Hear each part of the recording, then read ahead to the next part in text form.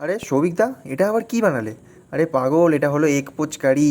একবার শুধু বানিয়ে খেয়ে দেখো, তুমি তারপরে হাত থামাতে পারবে না, তার গ্যারেন্টি আমার। তাহলে প্রথমেই বাজার থেকে কয়েকটা ঘোড়ার ডিম কিনে এনে এইরকম এগ পোচ করে সাইডে আলাদা পাত্রে তুলে রাখুন আপনারা। এইবার মেন মশলা খেলা চালু হবে। তো আমি যে উপকরণগুলো নিয়েছি আপনারা ততগুলো করে নিয়ে নিন। সবগুলিকে একবার মিক্সিং জারে ফেলে ভাগ্যের চাকার মতো ঘুরিয়ে দিলেই মশলা রেডি। মশলাটাকে সাইড করে রেখে তেল গরমের ওপর কিছু কিছু করে মশলা দিয়ে তারপরে একদম সেই বেটে রাখা মশলাটা দিয়ে দিন। বেটে রাখা মশলাটার ওপরে স্বাদ অনুসারে লবণ, তারপরে হলুদ দিয়ে আপনারা কষতে থাকুন। কষার পরেই যখন দেখবেন আপনারা এই টাইপসের ঠিক কালার চলে এসছে, তখনই ভাববেন যে মশলাটা একদম পুরো রেডি। এর মধ্যে আপনারা কিছু জল অ্যাড করে দিন। জল অ্যাড করে দেওয়ার পরে আপনারা সেই ভেজে রাখা ডিমগুলোকে দিয়ে দিন। ডিমগুলোকে দেওয়ার পরে ফুটে আসলেই আপনারা ওপর থেকে একে একে গরম মশলা, তারপরে কিছুটা ধনেপাতা আপনারা ওপর থেকে ছড়িয়ে দিন। এই কিছুক্ষণ ফোটার পরেই এমন একটা সেন্ট বেরোবে এটার থেকে, দেখবেন বাড়ির সবকটা একদম থালা হাতে রান্নাঘরের সামনে এসে দাঁড়িয়ে পড়েছে। এবার এইটাকে একটু ভাত পাতে ফেলে মেখে মুখে খেয়ে দেখেন, ও পুরো একদম স্বর্গ।